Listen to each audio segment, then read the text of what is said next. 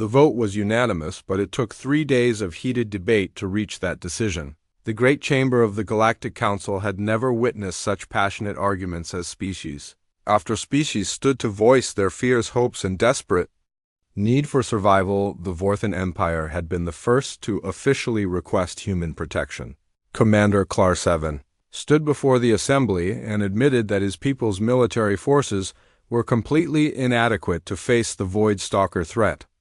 The proud warrior race was asking for help. The Crystalline Collective followed quickly with their mathematical analysis showing that resistance was impossible without human assistance. Their computers had run every possible scenario and found only one path to survival: cooperation with Earth. One by one, every major civilization in the galaxy came to the same conclusion. The Altarian Republic, the Zephyrian Empire, the Aquatic Federation, even the isolationist hegemony worlds all voted to accept human leadership in the face of extinction. Admiral Minho accepted the responsibility with the same calm demeanor he had shown throughout the crisis. His words were simple, but carried the weight of galactic history. I accept this burden on behalf of humanity. We will not let you down. The transformation began immediately. Human military advisors were assigned to every major fleet in the galaxy, but they did not come as conquerors. They came as teachers, sharing the knowledge that Earth had gained. Through centuries of preparation, Captain Sungmin worked with Zephyrian commanders to retrofit their ships with human shield technology. The process was complex, but the results were remarkable. Zephyrian vessels that had been vulnerable to Void Stalker attacks became nearly impregnable. Chief Engineer Dr. Wu Jin established manufacturing facilities on dozens of worlds using human automated systems to produce the weapons and equipment needed for the coming war. The galactic economy was transformed overnight. The most remarkable change was in the council itself. Ambassador Subin was elected as the first human representative in a newly created position, Galactic Defense Coordinator. Her authority extended over all military forces in the galaxy. Her first act was to establish the Combined Defense Initiative, a military alliance that included every spacefaring species in the galaxy. For the first time in galactic history, former enemies found themselves working together toward a common goal. The Vorthan Empire shared their warrior traditions with the peaceful Aquatic Federation. The Crystalline Collective provided their computational abilities to help coordinate massive fleet movements. The Altarian Republic opened their diplomatic channels to species they had never trusted, but the most important change was in the people themselves. The galaxy had found hope for the first time in centuries. Citizens who had lived in fear of the unknown, darkness beyond their worlds, now saw fleets of human ships patrolling their space. Intelligence Director Unesco established a galaxy-wide communication network that allowed instant coordination between all defense forces. Her regular briefings showed the Void Stalker advance slowing as they encountered unexpected resistance. The human-designed defense grids were holding the line while the combined defense fleet prepared for the final confrontation. Automated weapons platforms surrounded every inhabited system, creating layered defenses that the Void Stalkers could not easily penetrate. The preparation for war revealed capabilities that even the humans had not fully demonstrated. The 1,000 ships that had shocked the Council were joined by 10,000 more within the first month of the Alliance. Human industrial capacity seemed truly limitless. New vessels rolled off production lines at rates that defied galactic understanding of manufacturing. Every ship was crewed by humans who had trained their entire lives for this moment, but the humans did not keep their technology to themselves. Dr. S.C. Ojin established training programs that taught alien engineers how to build and maintain human equipment. The knowledge was shared freely with anyone who needed it. The psychological transformation was perhaps the most important change. The galaxy had lived in fragmented isolation for centuries, with each species focused only on their own survival. Now they were united in a common cause. Trade increased dramatically as former enemies learned to cooperate and share resources. The Crystalline Collective provided rare minerals to the Vorthan Empire in exchange for protection of their mining worlds. The Aquatic Federation shared their biotechnology with species that had different environmental needs. Technological advancement accelerated with human knowledge sharing. Scientific discoveries that might have taken centuries to develop were achieved in months. through cooperation between human and alien researchers. Most importantly, the galaxy had found unity in the face of extinction, the threat of the void. Stalkers had forced species to overcome ancient prejudices and work together in ways that had never been possible. Before Commander Hay-1 established medical stations throughout the galaxy using human healing technology to treat injured soldiers and civilians. The stations became symbols of hope, showing that the Alliance was about more than just warfare. The first major test of the Alliance came when a Void Stalker probe fleet attacked a system on the Outer Rim. The response was immediate and overwhelming. Human ships worked alongside alien vessels in perfect coordination. The battle lasted only hours, but the results were clear. The Void Stalkers had been stopped for the first time in centuries. Their probe fleet was completely destroyed while the Alliance forces suffered minimal casualties. The victory celebration was broadcast throughout the galaxy, showing species that had been enemies for generations cheering together as they watched their combined fleets return home. The galaxy had found its voice, and it was speaking in unity as the first year of human participation in galactic affairs concluded. The results were undeniable.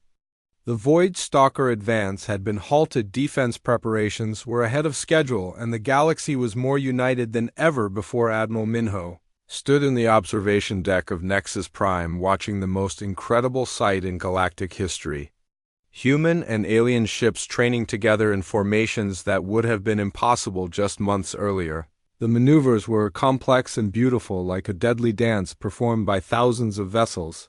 The Vorthan heavy cruisers moved in perfect harmony with crystalline reconnaissance ships, while Aquatic Federation support vessels provided protection for Zephyrian assault wings. Each species brought their unique strengths to create a combined force greater than the sum of its parts. SCO Jin joined the Admiral at the observation window, carrying a datapad filled with reports from across the galaxy. The news was better than anyone had dared hope. Production quotas were being exceeded, defense grids were operating at full efficiency, and morale was higher than ever. The transformation had not been without challenges. Some species had struggled to adapt to human technology, while others had difficulty accepting orders from former enemies, but the shared threat of extinction had overcome centuries of distrust and hatred. Ambassador Subin had spent months traveling between worlds, mediating disputes and ensuring that all species felt valued in the Alliance. Her diplomatic skills had proven as important as human military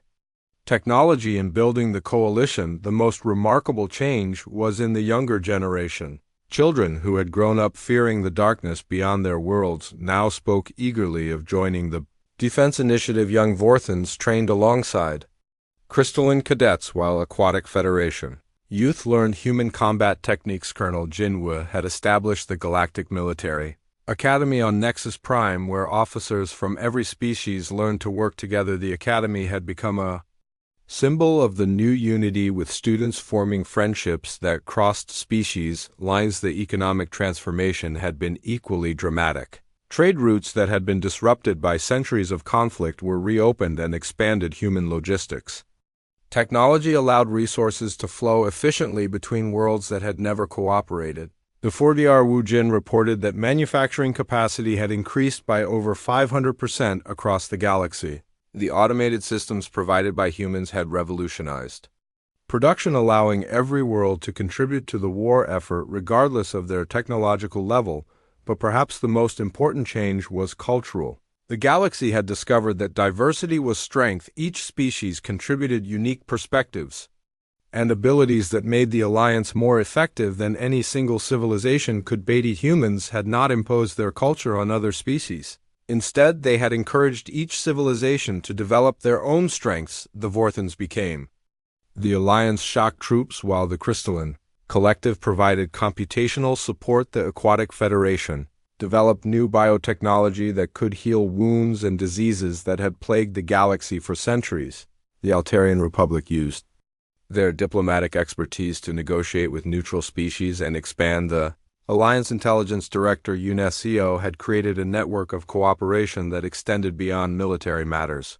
Scientific discoveries were shared freely between species, accelerating research in every field. Cultural exchanges had become common, with art, music, and literature flowing between worlds. The Monitoring stations along the galactic rim reported encouraging news. The Void Stalkers seemed to be regrouping after their failed probe attacks. Their advance had stopped completely as they faced resistance they had never encountered before. Captain Seung-min led regular. The massive holographic display that filled the center of the council chamber showed something that made even the bravest delegates step backward. The entire galaxy was spread out before them in 3 dimensions, with billions of stars and thousands of inhabited worlds clearly visible, but what terrified them were the red zones spreading like poison across the outer rim of the galaxy. Each red zone marked a star system that had gone completely silent in the past century. The pattern was unmistakable. And horrifying Admiral Minho gestured to the display and spoke in his calm, measured voice that had become familiar to everyone in the chamber. "This is why we came. This is what we have been preparing for. The Void Stalkers are not a myth, they are the end of everything." Intelligence Officer Commander Ju Huan stepped forward and began presenting evidence that made the assembled delegates wish they had never learned the truth. Entire star systems had been systematically destroyed, not by war or natural disaster, but by something far worse. The first signs had appeared nearly 2 centuries ago, when colonies along the galaxy's edge stopped responding to communications. At first, this was dismissed as normal frontier problems, equipment failures, communications breakdowns, or simple isolation, but the pattern was too consistent. When investigation fleets were sent to check on silent colonies, they found nothing: no debris from destroyed ships, no evidence of battle, no sign that anyone had ever lived there at all. The worlds themselves remained, but they were empty, completely drained of all life and energy. The oceans were gone, the atmospheres were stripped away. Even the planet's cores had been hollowed out and consumed. SEO Jin activated. A detailed analysis of the consumption pattern. The Void Stalkers moved through space like a plague, consuming everything in their path. They did not conquer worlds, they devoured them completely. The technology behind this destruction was beyond anything the galaxy had ever seen. The Void Stalkers could drain the energy from entire stars, leaving behind cold, dead husks. They could consume the matter from planets and convert it into fuel for their war machines. What made it even more terrifying was the scale of the operation. The red zones on the galactic map showed that hundreds of star systems had already been consumed. The Void Stalkers were not just destroying individual worlds, they were eating their way through the galaxy. Commander Ju Wan presented timeline projections that showed the rate of consumption was accelerating. The Void Stalkers were getting stronger and faster as they devoured more systems. Each consumed world gave them more power to consume the next. The analysis showed that the Void Stalkers would reach the galaxy's core systems within 50 years. At their current rate of expansion, they would consume every inhabited world in the galaxy within a century. After that, General Taeyang demanded to know how humans could be so certain about this threat. Dr. Seo Jin smiled grimly and explained that Earth had detected the Void Stalkers 3 centuries ago when they first achieved deep space sensors. The human response to this discovery had been immediate and absolute. Instead of panicking or trying to warn other species, humanity had chosen to prepare in secret. They had used the next 3 centuries to develop the technology and strategy needed to fight. Captain Seung-min explained that every major galactic war had been carefully studied by human military analysts. The Zephyrian expansion campaigns, the crystalline mining conflicts, the Altarian civil wars, all have been observed and analyzed for tactical lessons. We learned from your victories and defeats. He said with professional respect, we studied how different species fought, how they died, how they could have won. We used your pain to develop our understanding of warfare. The most disturbing revelation came from strategic analyst Major Kyung-min, who demonstrated that the Void Stalkers had been manipulating galactic politics for centuries. Many of the conflicts that had weakened the galaxy's defenses had been subtly encouraged. The evidence was overwhelming: trade disputes that had escalated into wars, diplomatic incidents that had broken alliances, territorial conflicts that had divided potential allies. All could be traced back to a subtle Void Stalker influence. The galaxy had been softening itself up for conquest without realizing it. The Void Stalkers had been patient, slowly weakening their prey while remaining hidden in the darkness between. Stars. Ambassador Subin presented the final piece of evidence that made the crisis undeniable. Recent attacks on the Outer Rim had been more aggressive and open. The Void Stalkers were no longer trying to hide their presence. Entire fleets had vanished while investigating the red zones. Emergency beacons had been activated, then suddenly cut off. Search and rescue operations had found nothing but empty space where battles should have left debris. The Void Stalkers were testing galactic defenses and finding them completely inadequate. Every military force that had encountered them had been effortlessly destroyed. The galaxy was helpless against an enemy that consumed matter itself. Dr. Wu Jin explained that conventional weapons were useless against the Void Stalkers. Energy weapons were absorbed and redirected. Projectile weapons were simply consumed before they could hit their targets. Even nuclear weapons provided nothing more than additional fuel. The only hope was the technology that humans had developed specifically to fight this enemy, weapons that could disrupt the Void Stalkers' consumption process shields, that could resist their matter absorption defenses, that could protect entire star systems. But even with superior technology, the scale of the threat was enormous. The Void Stalkers had been consuming worlds for centuries. They had built a war machine that spanned dozens of star systems. Their fleet was vast beyond imagination. Colonel Jinwoo presented battle projections that showed the coming war would be unlike anything the galaxy had ever seen. It would not be fought over territory or resources. It would be a war for the right to exist. The humans had run thousands of simulations using every possible combination of galactic forces. The result was always the same. Without human intervention, the galaxy would be completely consumed within a century. Prime Speaker Zeth Prime asked the question that everyone was thinking: why should we trust you? Why should we believe that you can succeed where our combined forces would fail? Admiral Minho looked directly at the Prime Speaker and gave an answer that sent chills through the chamber. Because we have been preparing for this war longer than most of your species have had. Space travel, we know our enemy, and we know how to defeat them. The humans had not just developed superior technology.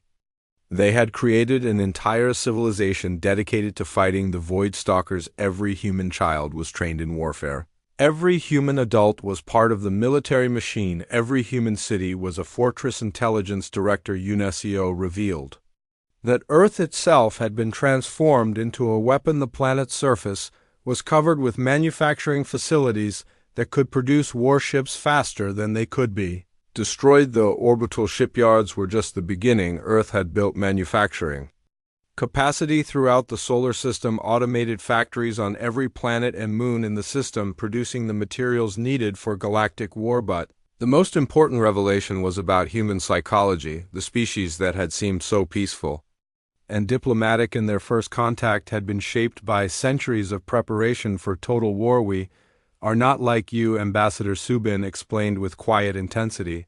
We have lived with the knowledge of extinction for 300 years. We have built our entire civilization around the need to fight and win. The humans had not just been watching galactic civilization, they had been studying it to understand how to protect it. They had learned every species' strengths and weaknesses, not to conquer them, but to save them. The chamber fell silent as delegates realized the scope of what they were facing. The Void Stalkers were not just another enemy, they were the end of everything. The galaxy needed salvation, and only Earth could provide it. General Taeyang asked the final question: why are you telling us this now? Why reveal the threat and your preparations? Dr. Seo Jin answered with words that would change galactic history. Because the time for preparation is over. The Void Stalkers have begun their final advance. The war that will decide the fate of everything is about to begin.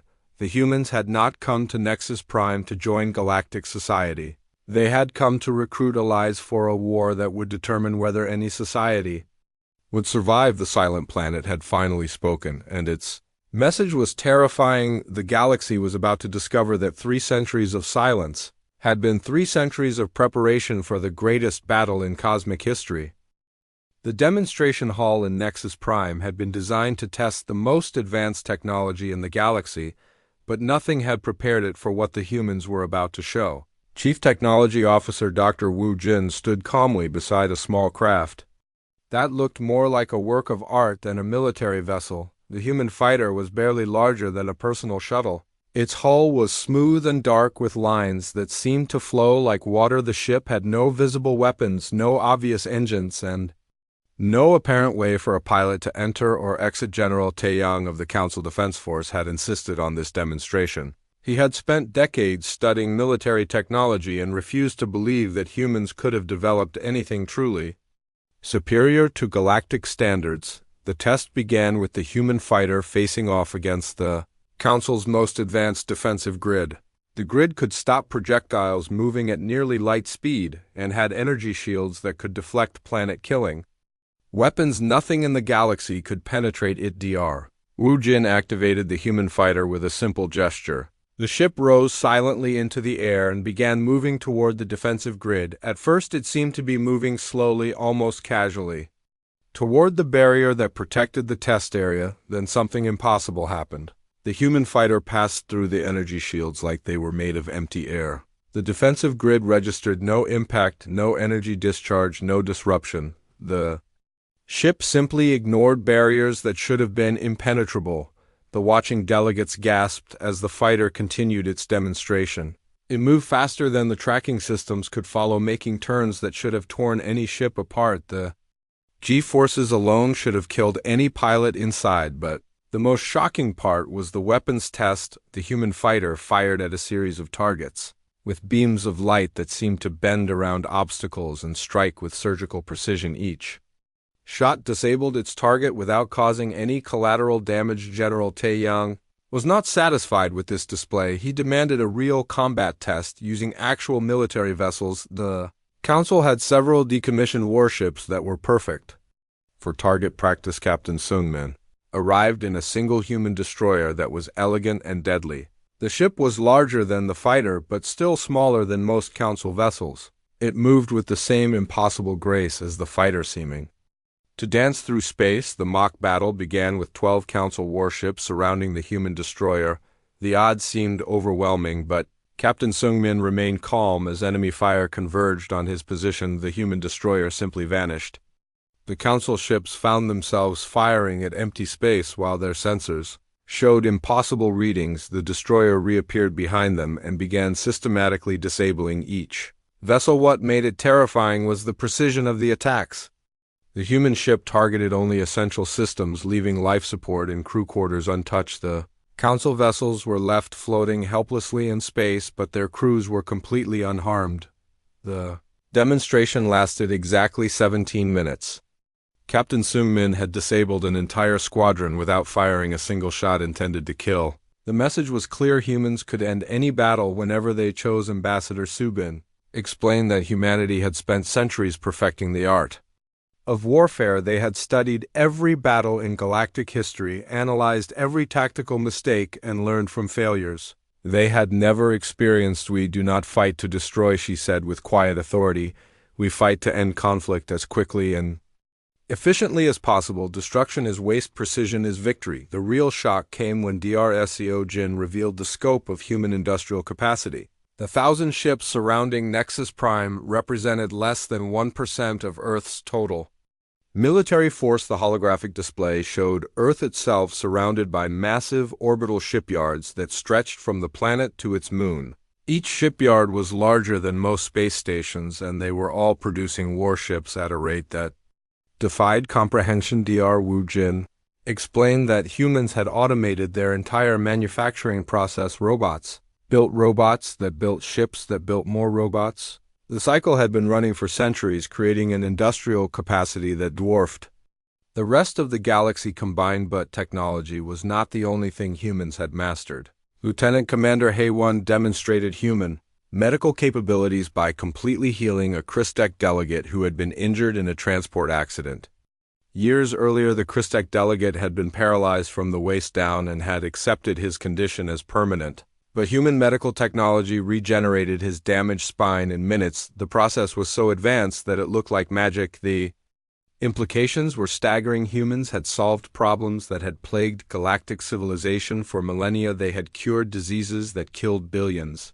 They had developed manufacturing techniques that could supply entire star systems. The final revelation came from Intelligence Director Yoon Seo, who presented detailed files on every major political figure in the galaxy. She knew their personal histories, their secret fears, their hidden motivations. The files contained information that should have been impossible to obtain private conversations that had taken place in secured locations, personal documents that had been destroyed decades ago, political plans that had never been written down. How did you learn all this? Prime Speaker Zeth Prime asked with a mixture of awe and terror. We listened. Intelligence Director UNSCO replied simply, "We have been monitoring galactic communications for 3 centuries. We know more about your civilizations than you know about yourselves." The demonstration continued with displays of human technology that seemed to break the laws of physics. Ships that could travel faster than light without using hyperspace energy weapons that could destroy planets or heal wounds depending on their settings. DRSAO Jin showed how human computers could predict the behavior of entire civilizations by analyzing patterns in their communications. They could forecast wars decades before they started and identify the exact moments when peace negotiations would succeed or fail. The humans had not just developed advanced technology, they had created an entirely new understanding of how the universe worked. Their science was so far beyond galactic standards that it might as well have been magic. Colonel Jinwoo presented the final piece of evidence: human battle doctrine that had been developed by studying every military failure in galactic history. They had learned from mistakes made by species that had been extinct for millennia. We know how every species in this galaxy fights, he explained calmly. We know your strengths and weaknesses. We know your tactics and strategies. We know exactly how to defeat you or how to help you win. The chamber had become completely silent as delegates realized what they were facing. The humans had not just arrived with superior technology, they had arrived as the galaxy's new rulers, whether anyone wanted them or not. General Taeyang asked the question that everyone was thinking: what do you want from us? Why reveal all this? Why demonstrate your superiority? Admiral Minho stood and gave an answer that would change galactic history. We want you to survive what is coming. We want you to fight beside us. We want you to help us save a galaxy that includes your homes, your families, your futures. The humans had not come to conquer, they had come to recruit. The galaxy was about to face extinction, and Earth was offering salvation. The price was simple acceptance that humanity was now in charge. Ambassador Subin concluded the demonstration with words that rang through the chamber like a bell. We did not spend 3 centuries preparing to rule you. We spent 3 centuries preparing to save you. The choice is yours, but the threat is real. The delegates began to understand that this was not a negotiation. It was an ultimatum. Humanity was offering protection against an enemy that would destroy everything. The galaxy could accept human leadership or face extinction alone. The silence stretched on as representatives from dozens of worlds contemplated a future where Earth was no longer the silent planet but the voice that commanded them all. The emergency session of the Galactic Council was called within 3 hours of the human fleet arrival. The great chamber that had seen centuries of diplomatic meetings had never buzzed with such nervous energy. Representatives from dozens of species whispered frantically to each other, trying to understand what the sudden appearance of Earth meant for their worlds. The chamber itself was a marvel of engineering built into the heart of Nexus Prime. It could hold thousands of delegates in comfort. Each species had their own section with atmosphere and gravity adjusted to their needs. The crystalline collective sat in their high-temperature zone while the Aquatic Federation remained in their water-filled galleries. Prime Speaker Zeth Prime of the Altarian Republic called for order, but his usually commanding voice seemed weak compared to the tension in the room. The tall blue-skinned diplomat had overseen council meetings for 50 years, but had never faced a situation like this. Species that had been enemies for generations found themselves sitting together, united only by their confusion about Earth. The Vorthan Empire representatives were huddled with Zephyrian diplomats comparing notes about their encounters with the mysterious Sol System. Admiral Minho entered the chamber, wearing his simple blue uniform that looked almost plain compared to the elaborate robes and ceremonial armor worn by other military leaders. Behind him walked Ambassador Subin in an equally simple gray dress that somehow made her look more elegant than delegates covered in jewels and precious metals. Military advisor Colonel Jinwoo wore the same blue uniform as his admiral but carried himself like a man who had seen real combat. His eyes swept the chamber constantly as if he was evaluating every possible threat.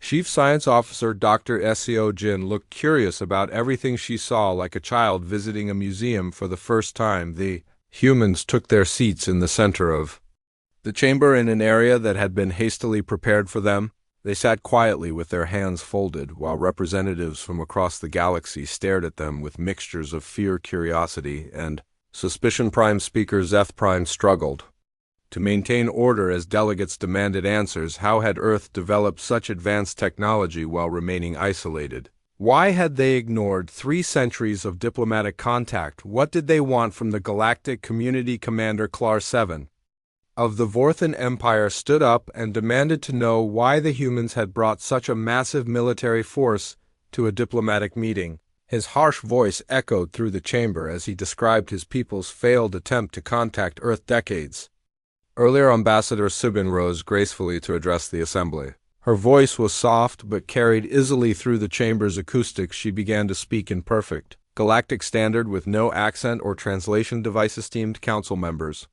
she said with a slight smile, we received every one of your invitations. We studied your languages, your cultures, your technologies. We learned about your wars, your peace treaties, your trade agreements. We simply chose not to respond until we were ready. The revelation sent shockwaves through the chamber. Delegates began shouting questions at once. How long had humans been watching them? What did they know about their civilizations? Why had they waited so long to make contact? Dr. Seo Jin stood up and activated a holographic display that showed the galaxy from a perspective that made many delegates gasp. The display showed trade routes, military movements, and political boundaries with an accuracy that suggested centuries of careful observation. We have been watching and learning, she explained in a voice that sounded like she was discussing the weather.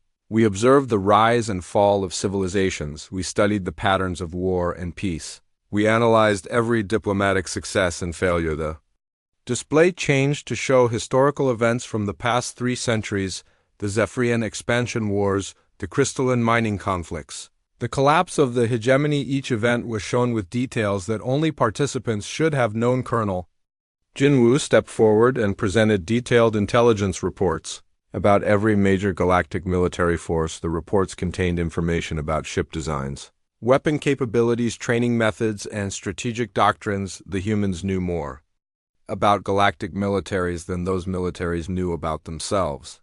The Altarian Delegate General Veltor demanded to know how humans had gathered such detailed intelligence. Colonel Jinwoo smiled and explained that humans had been very patient observers. They had watched, listened, and learned without interfering. We saw your mistakes, he said calmly. We learned from your failures. We studied your successes. We used your experiences to develop our own understanding of galactic civilization.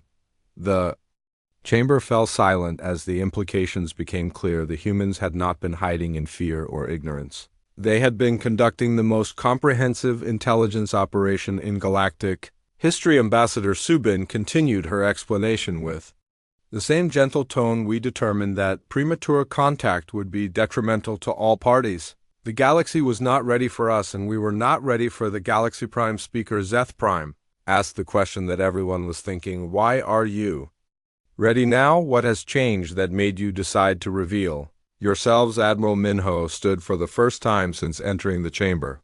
His presence seemed to fill the entire space as he looked around at the assembled delegates. His next words changed everything, because she said with quiet certainty, you are about to face a threat that will destroy every civilization in this galaxy, and you cannot face it alone. The chamber erupted in chaos as delegates demanded to know what threat he was talking about. Some species had ancient enemies that they feared, others worried about internal rebellions or economic collapse. Dr. Seo Jin activated another holographic display, this one showing the outer regions of the galaxy. Red zones spread across star systems like an infection. Each red zone represented something that made seasoned diplomats pale with fear. The Void Stalkers, she announced in a voice that cut through the noise, are coming. They have been destroying worlds along the outer rim for decades. Your scattered reports of missing colonies are not isolated incidents. They are the advance of an enemy that will consume everything. The silence that followed was deafening. Many delegates had heard rumors of the Void Stalkers, but most considered them myths or exaggerations. The idea that they were real and approaching was too terrifying to fully comprehend. Colonel Jin Woo presented military analysis showing that the Void Stalkers would reach the galaxy's core systems within 50 years. Current galactic military forces would be completely inadequate to stop them. Every simulation showed the same result: total annihilation. Prime Speaker Zeth Prime asked with a trembling voice how humans could be certain about this threat and why they thought they could stop it when the combined forces of the galaxy could not. Admiral Minho looked directly at the Prime Speaker and gave an answer that would be remembered for generations. We have been preparing for this war for 300 years. We did not come here to join your council. We came here to save your galaxy. The words hung in the air like a challenge. Many delegates were insulted by the humans' presumption that they needed saving. Others were terrified by the casual confidence with which Admiral Minho spoke of Galactic War. Ambassador Subin stood again and addressed the practical concerns that were beginning to surface among the delegates. We are not asking for your permission to help. We are offering you the chance to survive what is coming. The humans had not come to Earth to negotiate or to join galactic society as equals. They had come as protectors, offering salvation to a galaxy that was already doomed, whether the galaxy accepted their help or not. The humans were ready to act. The chamber remained silent as delegates processed this revelation. The small blue planet that had ignored them for centuries was now claiming to be their only hope for survival. The humans had not just answered their invitations, they had arrived to rewrite the rules of galactic civilization. Prime Speaker Zeth Prime realized that this was not just a diplomatic meeting, it was the beginning of a new era. The humans had finally spoken, and their voice was strong enough to change everything. The morning started like any other day at Nexus Prime, the massive space station that served as home to the Galactic Council. Ambassador Kyunghwa was reading through trade reports in her comfortable office when the first alarm began to sound. It was a soft beeping that usually meant a merchant ship was approaching the station, but then more alarms joined the first one.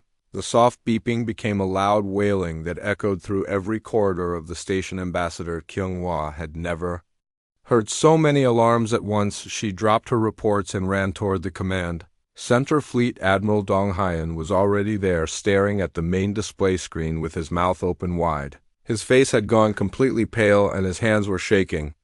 As he pointed at the screen, sensor operator Jiwoo was frantically pushing buttons, trying to make sense of what her instruments were telling Huron. The screen was something impossible. 1,000 ships had appeared at the edge of the star system. Where Nexus Prime was located, they had not jumped out of hyperspace or emerged from wormholes. They had simply appeared as if they had always been there, but invisible until this moment. The ships were unlike anything in the Galactic Fleet database. They were long and sleek with sharp angles that seemed to cut through space itself. Each ship was dark gray with blue lights running along their sides. The energy readings coming from them were so powerful that they were overloading the stations. Sensors Defense Coordinator Daejin tried to raise the station's shields, but her fingers fumbled on the controls. She had trained for alien invasions and pirate attacks, but she had never seen anything like this. The mysterious fleet was moving in perfect formation, like they were controlled by a single mind. Captain Jeho of the Council Guard opened communication channels to demand identification from the unknown fleet, but all he got back was static. The ships seemed to be using some kind of technology that interfered with normal communications. Every frequency he tried gave him the same result. Nothing. Panic began to spread through Nexus Prime as word of the massive fleet reached different sections of the station. Species that had been enemies for centuries suddenly found themselves hiding together in emergency shelters. The Vorthan delegates were praying to their war gods, while the crystalline representatives were calculating escape routes. The fleet continued its approach toward the station, moving at a steady pace that suggested complete confidence. They made no threatening moves, but their sheer number was terrifying. Even if each ship was small compared to Council vessels, there were simply too many of them to fight. Dr. Inji arrived at the command center out of breath from running through the station's corridors. She had been studying in her laboratory when the alarm started and had grabbed her emergency analysis kit. The readings she was getting from the mysterious ships made no sense according to known physics then. Without any warning, every communication device on Nexus Prime crackled to life with a clear, calm voice. The voice spoke in perfect galactic standard, which was impressive since few species mastered the complex language without an accent. "This is Admiral Minho of the Earth Defense Fleet. We apologize for our delayed response to your invitations. We are here to attend the Galactic Council meeting." The silence that followed was so complete that Ambassador Kyunghwa could hear her own heartbeat. The humans had finally answered, but not in any way that anyone had expected. Instead of a small diplomatic ship, they had brought an entire armada. Admiral Minho's voice came through the speakers. Again, and this time there was a slight hint of amusement in his tone. "We understand we may have missed a few sessions. Our records show approximately 300 years of correspondence. We appreciate your patience with our preparations, Fleet Admiral." Dong Hyan found his voice and managed to stammer out a response asking why the humans had brought so many warships to a diplomatic meeting. The answer came back immediately, and it sent chills down everyone's spine. "These are not warships, Admiral."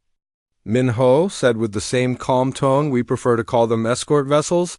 We thought it would be impolite to arrive without proper protection for such an important." Gathering Director Hai Young of Station Operations watched her screens as the human fleet took positions around Nexus Prime. The ships moved with a precision that suggested not just advanced technology but centuries of military training and experience. Every movement was calculated, every position was perfect. The humans were not randomly scattered around the station like most fleets would be. Instead, they had formed a defensive sphere that would protect Nexus Prime from any attack while also demonstrating their complete control of the space around it. What made it even more impressive was that the human ships were not crowding each other or getting in each other's way. Despite having 1,000 vessels in a relatively small area of space, they moved like a single organism. Each ship knew exactly where every other ship was going to be. Captain Jae-ho realized that the humans had been planning this moment for a very long time. The formation they had taken was not something that could be improvised. It required months or even years of practice and coordination. The humans had been preparing for this meeting before they had even been invited. The most unsettling part was how quiet the human fleet remained. Most alien fleets would be buzzing with communications between ships and constant chatter between crews, but the human ships maintained perfect radio silence except for Admiral Minho's occasional announcements. Dr. Yunji was studying the energy signatures from the human ships and making discoveries that frightened her. The power output from each vessel was far greater than anything the Council had ever seen. Even the smallest human ship was producing more energy than Nexus Prime itself, but the energy was not being used for weapons or shields. The humans were using it for something else. Something that Dr. Yunji could not identify. The energy patterns were completely unlike anything in galactic databases. It was as if the humans had developed entirely new branches of science. Ambassador Kyunghwa finally managed to compose herself enough to send an official response welcoming the human delegation to Nexus Prime. She tried to sound diplomatic and calm, but her voice was shaking as she spoke. Admiral Minho responded with thanks and requested permission to dock a small shuttle. For the diplomatic meeting, he assured the station that the rest of his fleet would remain in position to provide security. The word security sounded almost like a threat when spoken so calmly as the human shuttle approached Nexus Prime docking. Bay Director Hai Young noticed something that made her stomach drop. The shuttle was tiny compared to the massive warships, but it was still larger than most Council diplomatic vessels, and it was just one of thousands that the human fleet could deploy. The airlock opened and 5 humans walked out wearing simple blue uniforms that looked almost primitive compared to the elaborate ceremonial dress of other species. But there was something about the way they moved that suggested they were far from primitive. Admiral Minho was tall and calm with gray hair and eyes that seemed to see everything at once. Behind him walked 4 other humans, each carrying themselves with the same quiet confidence. Ambassador Subin was elegant and poised. Military Advisor Colonel Jinwoo looked like he had been born for war, and Chief Science Officer Dr. Seo Jin had the expression of someone who understood secrets that others could not even imagine. The humans had not been silent because they were afraid or primitive. They had been silent because they were getting ready, and now they were here to change everything. Captain Hin-Su stared at the blue planet on his screen for the 100th time this month. The third planet from the star called Sol was beautiful beyond words. White clouds swirled around green and brown continents, while vast blue oceans covered most of the surface. It looked like paradise, but it was also the most mysterious world in the galaxy. For 300 years, the Galactic Council had been sending messages to Earth. Every major decision that affected the galaxy was discussed in the great halls of Nexus Prime, where representatives from 1,000 worlds gathered to keep peace and order, but Earth never answered back, not even once. The silence was driving everyone crazy. Dr. Yunji, the Council's best xenobiologist, had dozens of theories about why Earth stayed quiet. Maybe their technology was too primitive to receive galactic messages. Maybe their culture was too violent to join civilized society. Maybe they had some religious belief that prevented contact with aliens. But Captain Hin-Su had a different feeling when he looked at Earth. His advanced scanners showed cities that glowed with energy at night, massive structures that reached toward the skyships that moved between the planet and its moon roads that connected every continent. The people of Earth were clearly not primitive. The galaxy had grown comfortable without Earth. Trade routes connected hundreds of worlds without passing through the Sol system. Military alliances were formed between species who had never even heard of humans. Territorial disputes were settled by councils that assumed Earth would never participate. Commander So Min of the Galactic Communication Division had tried everything to contact Earth. She had sent radio waves in every frequency known to science. She had used quantum entanglement to send messages instantly across space. She had even launched physical probes carrying simple pictures and mathematical formulas. Every attempt failed in the same strange way. The radio waves seemed to disappear into empty space. The quantum messages never reached their destination. The probes vanished without sending back any data. It was like the entire Sol system was surrounded by some invisible barrier. The strangest part was that Earth seemed to be watching them back. Ships from other worlds reported seeing strange metal objects in space near Earth. These objects would appear for a few minutes, then vanish completely. When investigated, they left no trace behind. No energy signature, no debris, nothing. General Taeyang, the Council's military advisor, had begun to suspect something dangerous about Earth. His intelligence reports showed unusual energy readings from the Sol system. The energy was unlike anything produced by known technology. It was more powerful than fusion reactors, more controlled than antimatter engines. Some of the older species remembered stories about worlds that had developed powerful technology, then destroyed themselves. Maybe Earth was a dead world. Maybe the cities and lights were just automated systems running without any living beings. Maybe the silence was the silence of extinction. Young cadets in the galactic fleet would dare each other to fly close to the Sol system. It had become a test of courage among new pilots. They would take small scout ships and race toward Earth, seeing who could get closest before their nerve broke. None of them ever found anything dangerous, but none of them ever found anything normal either. The Vorthan Empire had once sent a full diplomatic mission to Earth. 5 ships carrying ambassadors, translators, and gifts approached the blue planet with great ceremony. The mission had been planned for months, with experts preparing for first contact with a new species. The Vorthan ships had crossed into the Sol system and immediately lost all communication with their homeworld.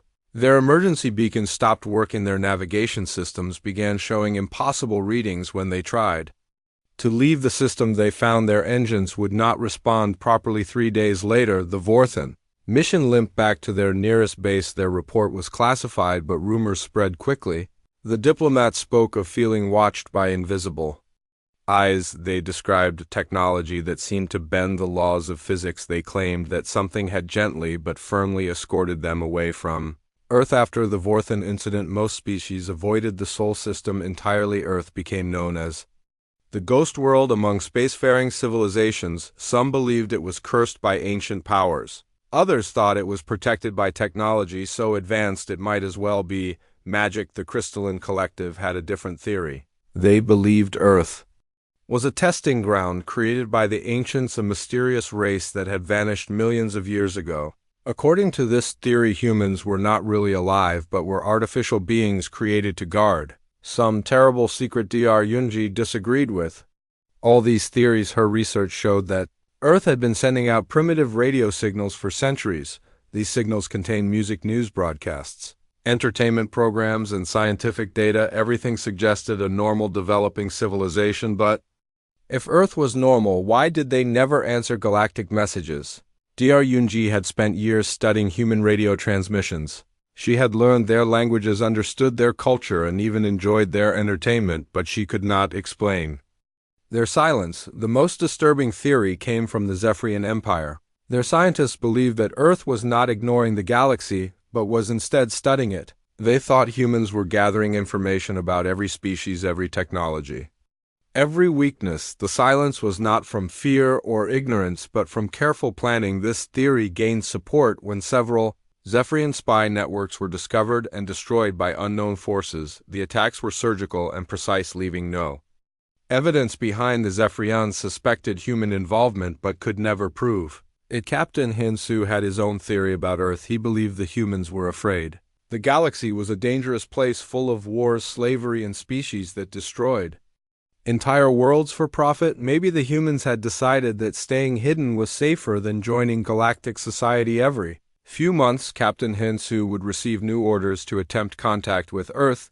He would take his ship to the edge of the Sol system and broadcast the same message in every human language. Earth, this is the Galactic Council. We invite you to join us in peace and friendship. Please respond. The answer was always the same: silence. But Captain Hyunsu never gave up hope.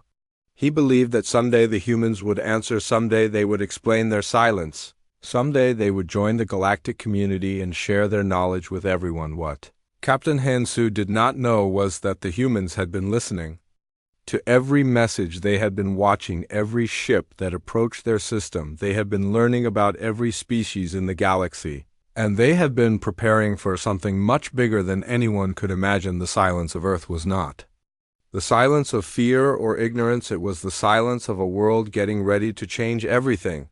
The blue planet was about to speak, and when it did, the galaxy would never be the same again.